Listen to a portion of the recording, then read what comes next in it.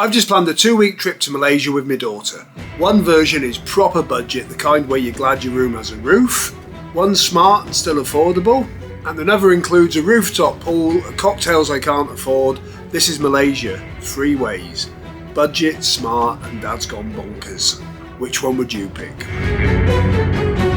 So here's the deal, I promised Suin a bit of a bucket list trip. Partly because I took my eldest to Tokyo, and partly because I want to stay alive. She said she wanted Thailand, but I think she only picked that because she'd heard of it and she wants to see elephants.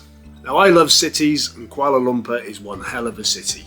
And it's basically next door to Thailand. It's got street food, skyscrapers, wildlife, and crucially, it's friendlier on the wallet than Thailand, as I've recently discovered. So after a bit of a research and a bit of a sales pitch, we're looking at Malaysia instead. And honestly, she's getting quite into it. Now obviously we've got to time this right. Suin's at college and I don't want her to miss too much study time, even though I'm not sure how hard she is studying, or come back jet lagged to a maths test. So I'm planning this around the February half terms, we're only taking a few days at each end, aiming to straddle it for the best value. That gives us about 2 weeks to play with, and all 3 of these Malaysia options are built around that plan. Right, option 1, the budget banger. Let's start at the extreme end of the scale, proper budget mode, or so I thought. Flights, £467 courtesy of Wizz Air and Turkish Airlines. Does include a 3.5 to 4 hour delay in Istanbul, but you're still talking overall flight time of 17 hours out and 20 hours back, which when you consider direct is 13 hours, it's not ridiculous. With Wizz Air and Turkish Airlines, you do only get a carry-on and a small personal item. So don't expect to bring back souvenirs or socks. Don't forget, you're going for 2 weeks. It's doable. For accommodation, I was expecting grim hostels or being out of town. But no, Malaysia delivers in this regard. I found a place called Riza Boutique Hotel in Bukit Bintang, and you can see from the pictures, it doesn't look shabby.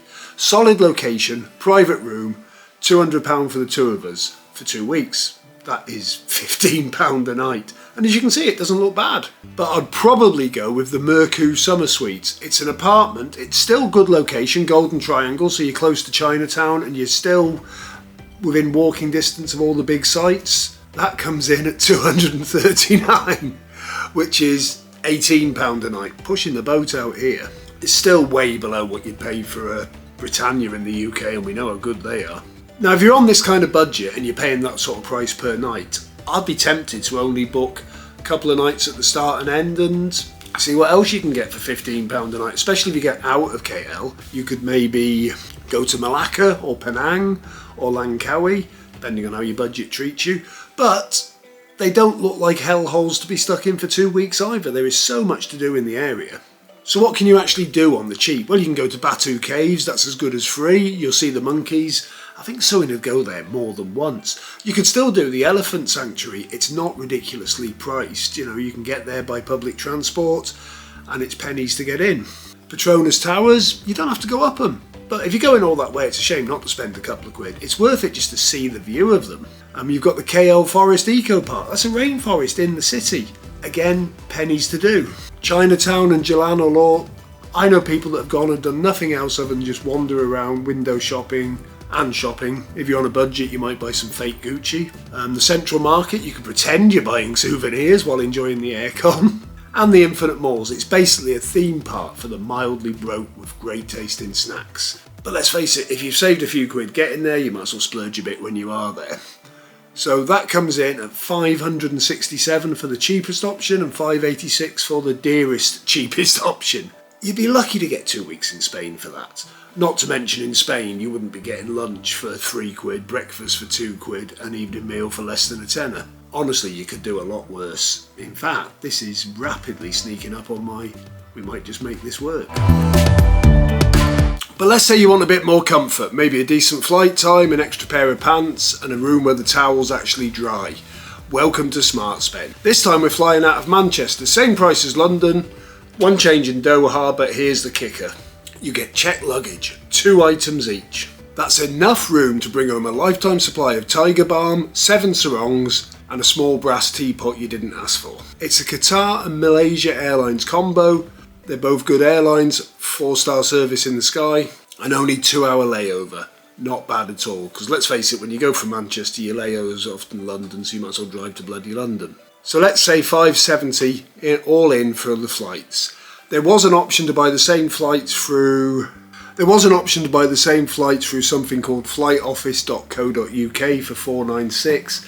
But to be honest, when you're shelling out that sort of money, I'm not sure I'd risk booking with something I hadn't heard of. If that was Expedia or Booking.com, I might be tempted. But that's just me. Depends how risk averse you are. So let's call it $570, but there is an option to play around with it.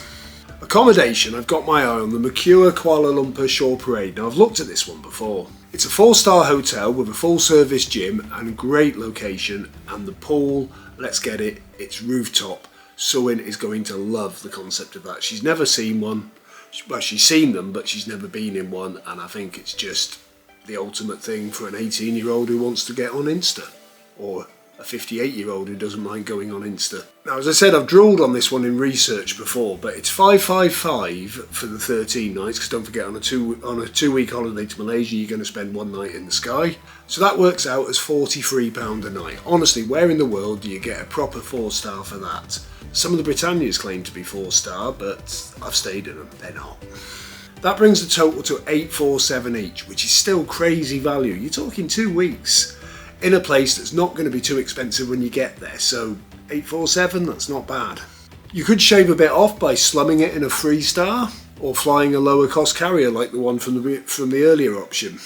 But honestly, for a trip like that, I think it's worth the extra, and you get the luggage. So what can you do with that comfort? Well, you can do the day trip to the Elephant Sanctuary and actually book it organised, as in go on Viator. It's ethical, affordable and unforgettable. Malacca or Genting Highlands as a trip for a cultural cool air getaway, and I believe it's hot enough in the city you'll be grateful for that. The KL Tower Skydeck, it's ridiculously cheap. You can even take the option with a meal, which isn't stupid money. You're talking something just as nice as the Skytree in Tokyo, and you're going to get fed up there, and I think you can get change from 50 quid for that. Just to go up is about 13. A rooftop dinner with city views, you can get them all over the city. Maybe do a half-day cooking class. These are all slightly more expensive options, but you're an £847 traveller, you've got to live up to it. Bottom line, you've got a rooftop pool, great food and culture, great location, hopefully some elephants, without your knees touching your luggage for 14 hours. It's a win. Now for the next option, we're going to go for treat ourselves. And at the very end, I'm going to tell you what I'm actually going to choose. I know already, but you don't. Have you ever been to Malaysia? What did you think? Am I way off the mark? Because let's face it, I'm posting myself up here as an expert, but I'm no expert on Malaysia because I've never been. Use the comment section, that's what it's there for. Tell me about it. Please, help me. Here we go, option 3, or as I like to call it, Splurge Lite. Now I'll be honest with you, I'm probably not going to pick any of these 3 options, but if I was going full luxury, this is how I'd do it. First up, British Airways direct flights. I've flown them before long haul and they just do the job. No mad layovers, and the departure and arrival times are, I believe the term is chef's kiss. You're going to be getting there sensible time in the morning and you're going to be leaving there after one last action-packed day. And the beauty is, because of the way the time differences work, you will probably get some sleep on the plane. So whenever getting into KL, you're going to be refreshed. Getting back to London, you're not going to be dead. And most importantly, no layovers, so you're not going to be spending time in an airport pretending you're enjoying a Pret. Now they come in at $719 return, and if you're in full splurge mode, you could pay the extra for an upgrade to first class, but that is not my thing. Mostly because first class costs more than an entire extra holiday. Are you sure about that, Dad? Because I'm a first class kind of girl. She's not getting first class. Grr. Yeah, now let's talk hotel. There's loads of luxury options in KL, and if I was splashing out, I'd probably go for the Traders Hotel. Proper 5-star vibes, and the location is ideal. Close to everything with ridiculous views. It's $11.80 for 13 nights, which is still under £100 a night. You try getting that anywhere in the world for a genuine 5-star. So this whole splurge setup lands at $2,618, or just $1,309 each. It's more than I normally spend on a holiday, I'll be honest with you, but that's for 5-star flights and a 5-star hotel. That's kind of wild. Now this wasn't an easy pick. Hotel Stripes looks amazing. Hotel Mauve has an actual slide that comes down into reception. Let's just say that again, a slide. I'm not saying that would be a deciding factor, but I am saying I'd use it. Now I know what some of you are probably thinking, that's not luxury, Ian. What about the ultimate infinity pool, the floating breakfast, the butler who fans you with a palm leaf? Sure, those options exist, but I am a budget traveller at heart, and this is as far as I would go. I would actually, if I was in something that was £2 a night, I would actually, even if I had the funds, I would hate myself for being there. There's so much more you could do with that money. Have you got a better luxury tip in KL? Drop it in the comments. Help me dream big. Even though I always fancy a champagne lifestyle, I will always have lemonade pockets. So all of these are based on staying in KL the whole time, and don't get me wrong, I probably might. But I've come up with something a little bit different. It's not as basic as the backpacker route, not quite the rooftop pool luxury. It's somewhere in between, and I think I've cracked it. So after all that, what am I actually going for?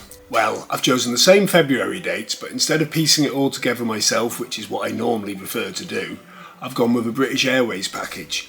Direct flights to and from London and 13 nights at the Hilton Garden, Kuala Lumpur. It came in at $9.50 per person, not the best. Now I'll be honest, I haven't locked that in just yet because if you know BA website like I do, prices do fluctuate quite a lot, even across the space of a week. So I would say possibly Sunday evening, Monday, Tuesday during the day are probably the cheaper times, and I've seen this fluctuate by quite a lot.